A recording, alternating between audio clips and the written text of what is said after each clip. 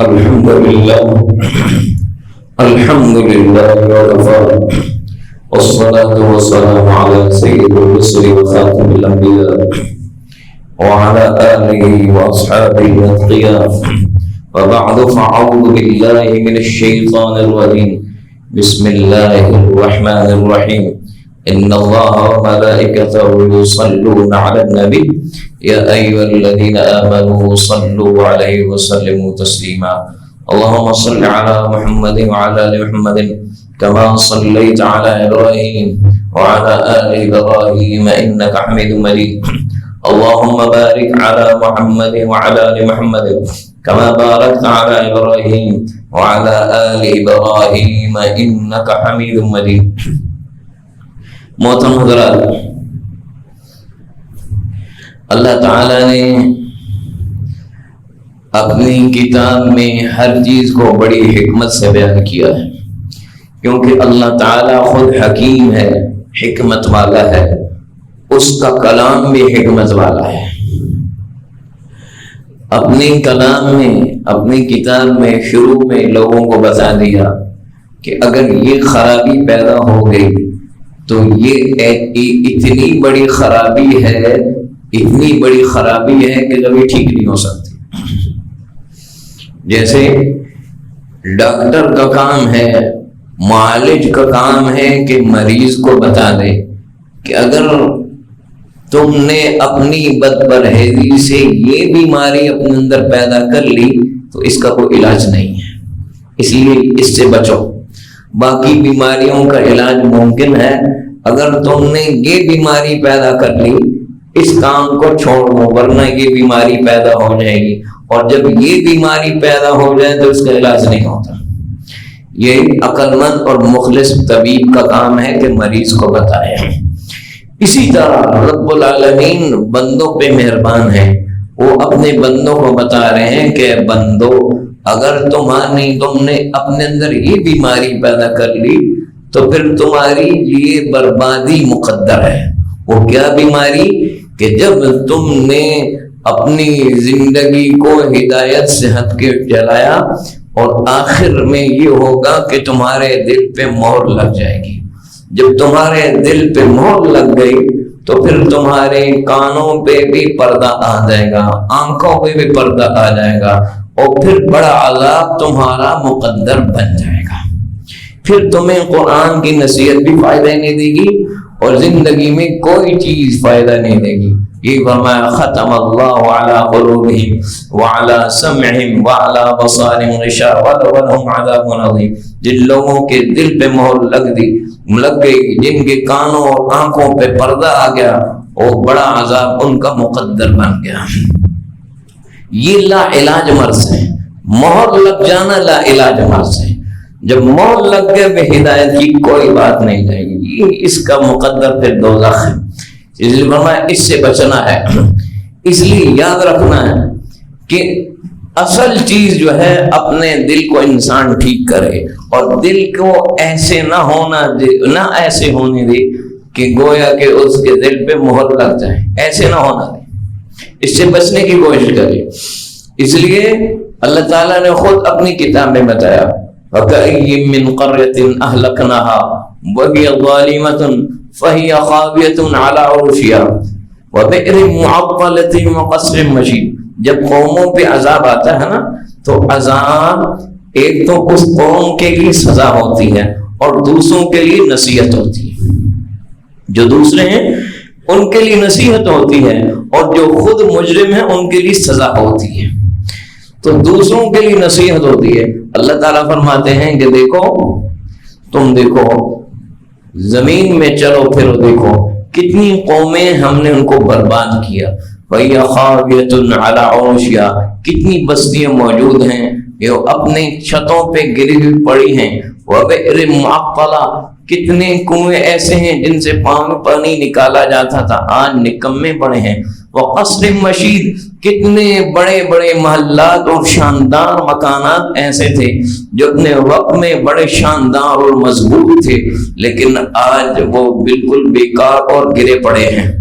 آج بھی پوری دنیا میں ایسی قومیں جن پہ اللہ کا عذاب آیا ان کے کھنڈراز موجود ہیں، ان کے تباہ شدہ بستیاں موجود ہیں، آج بھی دنیا میں موجود ہیں، اللہ نے رکھی ہیں۔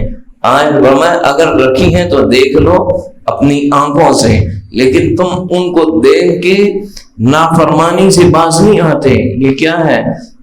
افلم یسیروا فی الارض فتکون لہم قلوب یعقلون بہا، زمین پہ چل کے دیکھو، اگر ان کے دل ہوتے تو ان سے یہ سمجھ لیتے، او آذان یسمعون بہا، اگر کان ہوتے تو سن لیتے۔ اللہ بتا رہا ہے کہ ان کو جرم کی پاداش میں سزا ملی، لیکن بہت سارے لوگ ایسی بستیوں اور جگہوں اور قوموں کو دیکھ کے بھی توبہ نہیں کرتے۔ فَإِنَّهَا لَا تَعْمَى الْأَبْصَارُ وَلَكِنْ تَعْمَى الْقُلُوبُ الَّتِي فِي الصُّدُورِ، یہ لوگ آنکھوں کے اندھے نہیں ہیں، آنکھیں ان کی بڑی تیز ہیں۔ اب تو آنکھیں اتنی تیز ہیں، کیمرے سے بھی دیکھتے ہیں، دوربین سے بھی دیکھتے ہیں، خوردبین سے بھی دیکھتے ہیں، آنکھوں سے اندھے نہیں ہیں۔ یہ سارے عذاب کے منظر اور تباہی و بربادی کے منظر دیکھ کے یہ اللہ سے ڈرتے نہیں، نافرمانیوں سے باز نہیں آتے۔ وَلَكِنْ تَعْمَى الْقُلُوبُ الَّتِي فِي الصُّدُورِ، یہ لوگ دل کے اندھے ہیں، آنکھوں کے اندھے نہیں ہیں۔ تو اس کا مطلب ہے آنکھوں کا اندھاپا کوئی بڑی چیز نہیں، اصل دل کا اندھاپا ہے۔ جو دل سے اندھا ہو گیا وہ آدمی برباد ہو گیا، اس کی زندگی ناکامی کی طرف چل پڑی۔ اس لیے یہ بات خود بتائی کہ انسان اپنے دل کا رخ ٹھیک کرے، اور دل کا رخ ٹھیک کرنا سب سے ضروری ہے۔ سورہ یونس آیت نمبر 57 میں فرمایا یا ایھا الناس قد جاءتکم موعظۃ من ربکم، یہ قرآن ہے نا، قرآن بات دل کی کر دیا، دل کر رہا ہے، دل ٹھیک کرو، دل ٹھیک کرو گے تو پھر ٹھیک ہوگا، دل ٹھیک نہ کرو گے تو یہ ظاہری طور پہ تم ایک کوشش تو کر رہے ہو، نماز بھی پڑھ رہے ہو، نیکی بھی کر رہے ہو، لیکن دل تمہارے ہدایت کی طرف متوجہ نہیں ہے، تو ایک عادت ہے، عادت پہ چل رہے ہو۔ دل کو ٹھیک کرو تو پھر نماز بھی ٹھیک ہوگی، زندگی بھی ٹھیک ہوگی، دل ٹھیک ہونا۔ فما یا ایھا الناس قد جاءتکم موعظۃ من ربکم، اے لوگوں تمہارے رب کی طرف سے نصیحت آئی ہے۔ یہ نصیحت کیا کرتی ہے؟ تمہارے سارے جو جسم، تمہارے کاموں کے بگاڑیں اس نصیحت پہ عمل کرنے سے ٹھیک ہوتے ہیں۔ وشفاء لما فی الصدور، اور یہ قرآن تمہارے دلوں، تمہارے سینوں میں جو کچھ ہے اس کے لیے شفا ہے۔ کیا مطلب ہے؟ تمہارے دلوں میں جو غلط سوچیں، غلط خیالات، غلط چاہتیں، غلط ملکات جو تمہارے دلوں میں پیدا ہو چکے ہیں، غلط عقیدے، غلط نظریے، ان سب کے لیے شفا ہے۔ قرآن دل کی بات کرتا ہے، دل کی شفا ہے۔ وَهُدًى وَرَحْمَةٌ لِّلْمُؤْمِنِينَ، تو شفا دل کی ہوگی، دل سے غلط سوچ ختم ہوگی، دل سے غلط عقیدہ ختم ہوگا، دل سے غلط چاہتیں ختم ہوں گی تو باقی انسان ٹھیک ہو جائے گا۔ اس لیے فرمایا دلوں کے لیے شفا ہے، وَهُدًى، اور ہدایت ہے۔ یہ ہدایت پہ اگر اس میں انسان چلتا ہے تو اس کی زندگی کے راستے روشن ہو جاتے ہیں۔ وَرَحْمَةٌ لِّلْمُؤْمِنِينَ، اور جو قرآن کی نصیحت سے نصیحت حاصل کرے، قرآن کی شفا سے اپنے دلوں کو پاک کر لے، قرآن کی رہنمائی پہ چلے، وَرَحْمَةٌ لِّلْمُؤْمِنِينَ، اس پہ اللہ کی رحمت ہو جاتی ہے، اس پہ اللہ کی رحمت ہو جاتی ہے۔ اس لیے معاملہ دل سے ٹھیک کرنا ہوگا، معاملہ دل سے ٹھیک کرنا ہوگا۔ اس لیے خود اپنی کتاب میں ہدی للمتقین، اگر تم نے ہدایت حاصل کرنی ہے تو تقوی اختیار کرو، ڈر پیدا کرو۔ تقوی کدھر ہوتا ہے؟ تقوی کدھر ہوتا ہے؟ تقوی ٹوپی میں نہیں ہوتا، تقوی کرتے میں نہیں ہوتا، تقوی کدھر ہوتا ہے؟ دل میں ہوتا ہے، دل میں، دل سے پتہ چل رہا ہے۔ ہاں، تقوی دل سے نکلتا ہے پھر باہر آتا ہے۔ ڈھانچہ بنا لے اچھی بات ہے، الحمدللہ مسلمانوں کو وہی شکل بنانی چاہیے جو اللہ اور رسول کو پسند ہے، مرد اور عورتوں کو، لیکن تقوی شروع دل سے ہوتا ہے۔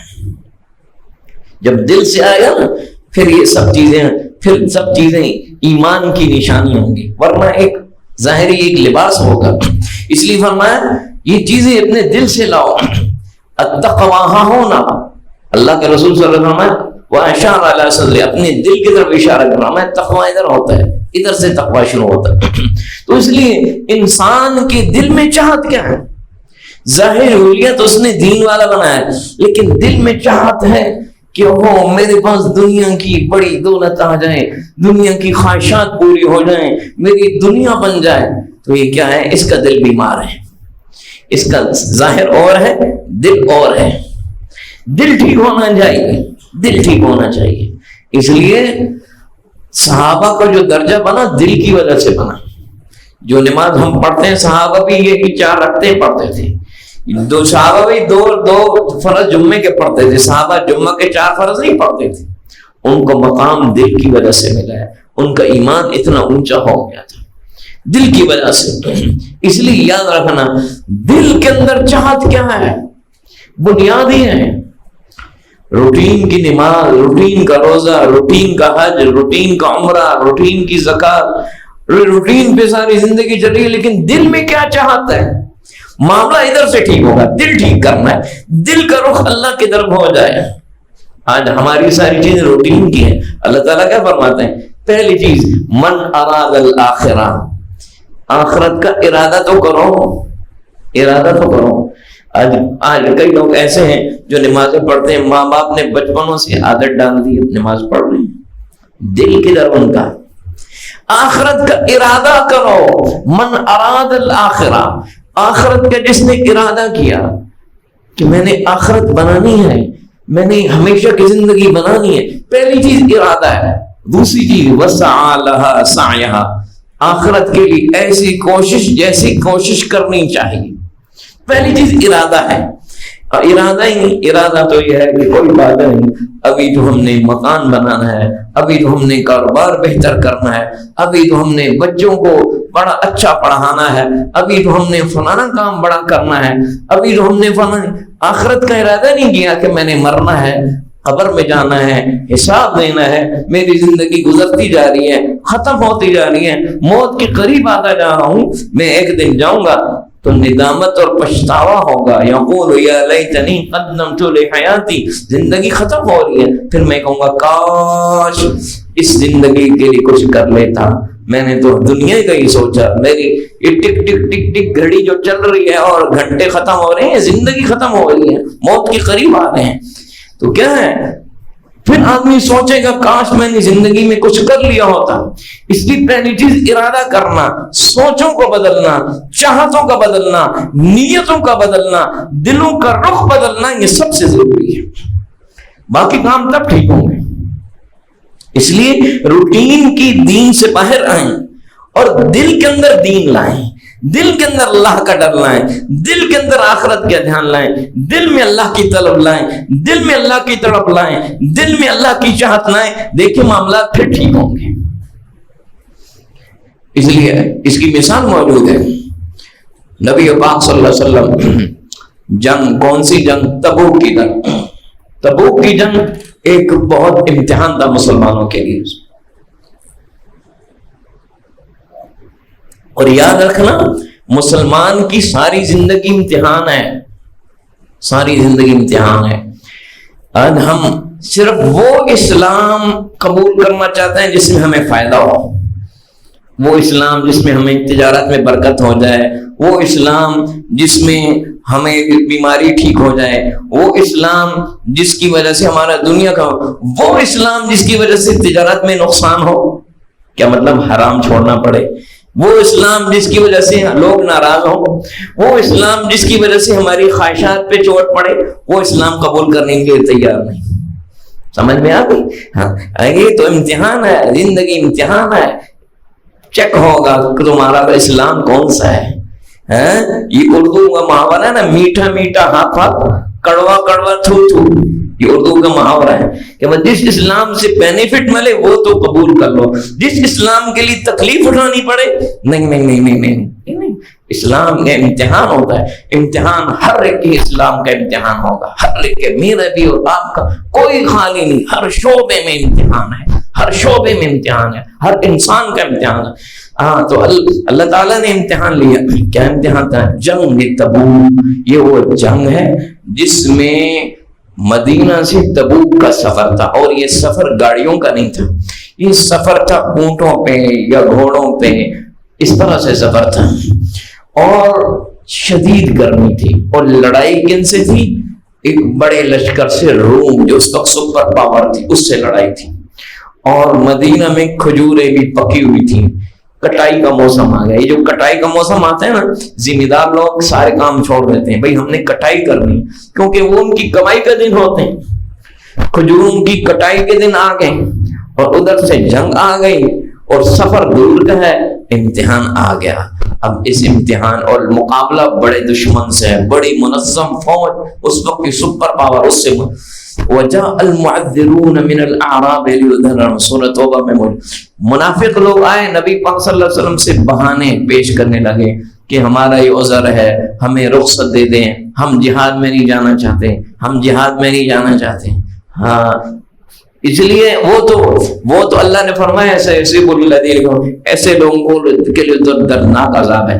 لیکن کچھ لوگ ایسے تھے، فرمایا لیس علی الضعفاء ولا علی المرضى، کچھ لوگ ایسے ہیں جن کے جسم بڑھاپے کی وجہ سے کمزور ہو گئے، وہ اتنا سفر نہیں کر سکتے، کچھ لوگ ایسے ہیں جو بیمار ہیں، اور کچھ لوگ ایسے ہیں لا یجدون ما ينفقون، ان کے پاس پیسہ نہیں ہے کہ وہ سواری ہو، ان کے پاس زاد راہ ہو، سفر پہ جا سکیں، کیونکہ ہر بندے کو اپنا سامان خود مہیا کرنا ہوتا تھا اس وقت۔ مسلمان حکومت کے پاس اتنے وسائل نہیں تھے، ہر بندے کو اپنے جہاد کا سامان خود تیار کرنا ہوتا تھا، کچھ لوگوں کے پاس پیسہ نہیں تھا۔ فما اذا نصحوا للہ ورسولہ، اگر یہ لوگ دل سے اللہ اور رسول کے ساتھ مخلص ہیں، اور دل سے اللہ اور رسول کے اوپر اپنی جان کو فدا کرنے والے ہیں، تو ان پہ کوئی گناہ نہیں ہے، حالانکہ مدینہ میں بیٹھے ہوئے ہیں۔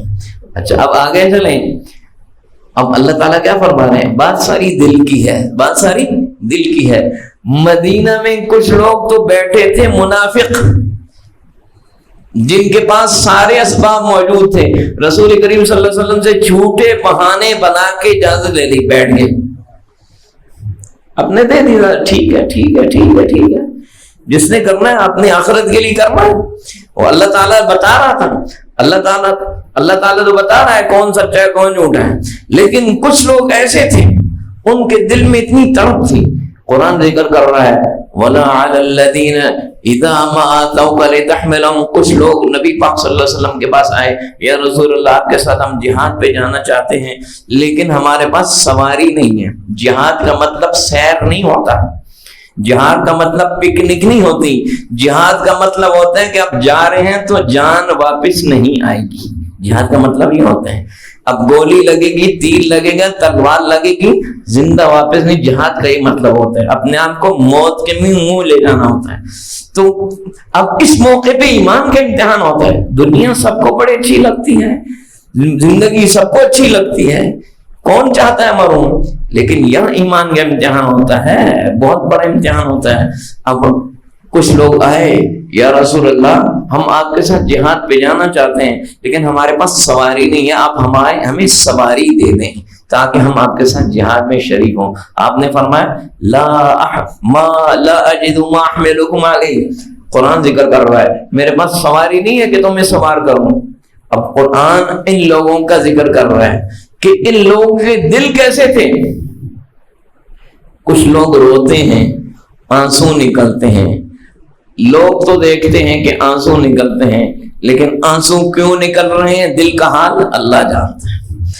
لوگ تو آنسو دیکھتے ہیں، دل کا حال اللہ جانتا ہے کہ اس کی آنسو کیوں نکل رہے ہیں۔ اللہ کریم بتا رہے ہیں تولوا واعینہم تفیض من الدم حزنا الا یجدوا ما ينفقون، رب العالمین جو دلوں کی گہرائیوں سے واقف ہے، فرمایا جب آپ نے ان کو فرمایا کہ تم جہاد پہ جانا چاہتے ہو، مجھ سے سواری مانگتے ہو، میرے پاس تو ابھی سواری نہیں، یہ لوگ آنسو بہاتے ہوئے اور دل سے غمگین ہیں کہ ہم اللہ کے رسول کے ساتھ جہاد میں کیوں نہیں جا سکے، اور آنسو بہاتے ہوئے غمگین واپس چلے گئے۔ ان کے دلوں میں اتنی تڑپ تھی، یہ دل کی بات ہے، یہ دل کی بات ہے، یہ دل میں اتنی چاہت ہے۔ اب یہ لوگ مدینہ میں بیٹھ گئے، یہ لوگ مدینہ میں بیٹھ گئے، یہ جہاد میں نہیں گئے، مدینہ میں بیٹھ گئے، اور دوسرے لوگ کون ہیں؟ جو جہاد میں جا رہے ہیں۔ اب قرآن پاک خود فرما رہے ہیں اس بات میں، اور اللہ کے رسول صلی اللہ علیہ وسلم فرمایا ان بالمدینہ رجالا ما سرتم مسیرا ولا قطعتم وادیا الا كانوا معكم حبسهم المرض وفي روایت الا شركوكم في الاجر۔ آپ صلی اللہ علیہ وسلم جہاد میں ہیں اور آپ فرما رہے ہیں صحابہ تم جہاد میں چل رہے ہو، کسی گھاٹی میں چلتے ہو، تم ما سلکنا شعبا ولا وادیا، جہاد میں کبھی سفر میں کبھی گھاٹی آتی ہے، کبھی چڑھائی آتی ہے، کبھی اترائی آتی ہے، کبھی کھائی آتی ہے، سفر میں چل رہا ہوتا ہے، اور جہاد میں جاتے ہوئے ایک ایک قدم پہ اللہ اجر دیتا ہے، اور جہاد میں جاتے ہوئے جسم پہ جو گرد و غبار پڑتے ہیں اس پہ بھی اجر ہوتا ہے۔ فرمایا دیکھو تم اب جہاد میں جا رہے ہو، ہر جس وادی میں جاتے ہو، جس چڑھائی میں چڑھتے ہو، جو قدم اٹھاتے ہو، اللہ تعالیٰ نے تمہارے ساتھ کچھ لوگ ایسے ہیں جو ابھی مدینہ میں بیٹھے ہیں، لیکن تمہارے ہر قدم پہ جو تمہیں اجر مل رہا ہے مدینہ میں بیٹھے لوگوں کو بھی مل رہا ہے، اور مدینہ میں بیٹھے لوگوں کو مل رہا ہے، حالانکہ وہ مدینہ میں بیٹھے ہیں، تم جہاد میں جا رہے ہو۔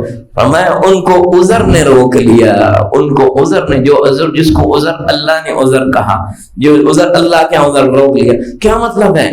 وہ ان کے جسم تو مدینہ میں تھے لیکن ان کے دل جہاد میں تھے، ان کے دل جہاد میں تھے، دل جہاد میں، دل سچائی کے ساتھ جہاد میں تھے کہ کاش ہم بھی جاتے۔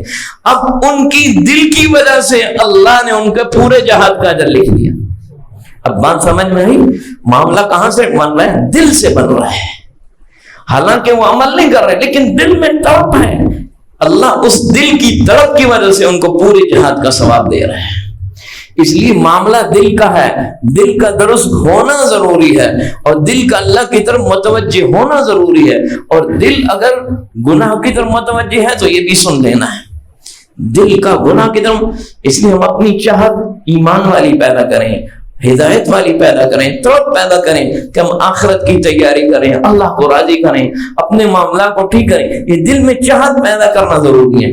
اور اگر دل میں گناہ کی چاہت ہے، دل میں اللہ کی نافرمانی کی چاہت ہے، یہ بھی معاملہ بڑا خطرناک ہے۔ اس کی مثال دے دیتا ہوں، رسول کریم صلی اللہ علیہ وسلم نے فرمایا، متفق علیہ روایت ہے، اذا التقى المسلمان بسيفهما فالقاتل والمقتول في النار۔ فرمایا جب دو مسلمان تلوار لے کے آمنے سامنے آ جاتے ہیں، تلوار لے کے آمنے سامنے آ جاتے ہیں ایک دوسرے کو قتل کرنے کے ارادے سے، فرمایا جو قاتل جب ظاہر ہے دو قتل کے لیے آئیں گے تو ایک ہی قتل کر پائے گا، ایک قتل کر پائے گا جس کا وار چل گیا، اور وہ قتل کر دے گا۔ تو فرمایا جو قاتل ہے وہ بھی دوزخ میں جائے گا، جو مقتول ہے وہ بھی دوزخ میں جائے گا۔ اب پوچھا گیا رسول اللہ هذا القاتل فما بال المقتول، قاتل تو دوزخ میں جائے گا، سمجھ میں آتا ہے کہ اس نے ایک مسلمان کو ناحق قتل کیا، مقتول کیوں دوزخ میں جائے گا؟ وہ تو قتل ہوا۔ آپ نے فرمایا انه كان حريصا على قتل صاحبه، یہ بھی تلوار لے کے تو آیا تھا، اس کے دل میں پورا عزم تھا کہ میں قتل کروں، اس کا وار نہیں چلا، وار دوسرے کا چل گیا، اس نے قتل کر دیا، لیکن جو اس کے دل کے اندر قتل کا عزم تھا، اس عزم کی وجہ سے یہ بھی دوزخ میں جائے گا۔ اب بات سنیں، اب دل کا جو عزم ہے گناہ کا، یہ اس کو دوزخ میں لے کے جا رہا ہے۔ اس کا مطلب ہے دل کا ٹھیک ہونا بڑا ضروری ہے، اس کو دل کا عزم دوزخ میں لے کے جا رہا ہے۔ اور وہ صحابہ مدینہ میں بیٹھے ہیں لیکن ان کے دل کا عزم یہ ہے کہ ایمان اور جہاد میں جائیں، وہ جہاد میں شریک ہو رہے ہیں۔ تو دل کا ٹھیک ہونا، دل کی چاہتوں کا ٹھیک ہونا، دل کی رغبتوں کا ٹھیک ہونا بڑا ضروری ہے۔ اس لیے اپنے دلوں کو اللہ کی طرف متوجہ کریں، آخرت کی طرف متوجہ کریں، اللہ کی محبت کی طرف متوجہ کریں۔ جب دل غافل ہوگا تو پھر کچھ بھی نہیں ہوگا۔ قرآن کی باتیں بھی افلا یتدبرون القرآن ام علی قلوب اقفالها، جب انسان غافل ہوتے ہیں دل پہ تالے لگ جاتے ہیں، دل کو متوجہ انسان کرتا ہے، اللہ سے ہدایت مانگتا ہے۔ اللہ کے رسول صلی اللہ علیہ وسلم کی دعا ہے، اللہم انی اسألک قلبا سلیما، اے اللہ میں تجھ سے صاف ستھرا دل مانگتا ہوں، صاف ستھرا دل مانگتا ہوں. رسول کریم صلی اللہ علیہ وسلم کا دل تو صاف ستھرا ہی تھا، لیکن تعلیم امت کو ہے کہ اپنے دل کو ٹھیک کرو، اپنے دل کو ٹھیک کرو، دل کی چاہتوں کو ٹھیک کرو، دل کے ارادوں کو ٹھیک کرو، دل کی نیتوں کو ٹھیک کرو. تو آج ہم کم از کم یہ تو سوچ لے، ہم نے سوچنا اور ارادہ کرنا ہے کہ ہم نے اپنے رب کو راضی کرنا ہے، ہم نے اپنے آخرت بنانی ہے، ہم نے ہر ممکن کوشش کر کے اللہ کو راضی کرنا ہے، اپنی زندگی برباد نہیں کرنی. ہر وہ کام جاننے کی اور عمل کی کوشش کرنی ہے جس سے ہمارا رب راضی ہو، اور ہر اس کام سے بچنے کی اور دور ہونے کی کوشش کرنی ہے، ہاں اس میں کتنی بڑی تکلیف اٹھانی پڑے جس سے رب ناراض ہو. یہ دل کی چاہت اور ارادہ اگر آج ہم کر لیتے ہیں تو اس پہ ہی سارے کام مرتب ہونا شروع ہو جائیں گے. دل کو اللہ کی طرف متوجہ ہونا. اس لیے رسول کریم صلی اللہ علیہ وسلم کی دعا ہے، یا مقلب القلوب ثبت قلبی علی دینک، اے دلوں کے پھیرنے والے میرے دل کو اپنے دین پہ قائم رکھنا، دل کو دین پہ قائم رکھنا. انسان بدل جاتا ہے، بہک جاتا ہے، پھٹک جاتا ہے، گمراہ ہو جاتا ہے، بری صحبت اثر کرتی ہے، برا دیکھنا سننا اثر کرتا ہے، دنیا کی چاہتیں اور دنیا کی چکا چوند اس کی دل کو الٹ دیتی ہے، غافل کر دیتی ہے، بھول جاتا ہے. اس لیے جب دل بگڑ جاتا ہے سب کچھ بگڑ جاتا ہے. اس دل کو ٹھیک رکھنا بڑا ضروری ہے، اس لیے اس کی بڑی ضرورت ہے. اللہ نے یہی بات سب سے پہلے بتا دی کہ دل تمہارا ٹھیک ہوگا تو ہدایت کے راستے پہ چلتے جاؤ گے، اور دل پہ مہر لگ گئی تو سب سے بدترین اور ناکام انسان ہو. اللہ تعالی ہمارے دلوں کو درست فرمائے. وآخر دعوانا الحمدللہ.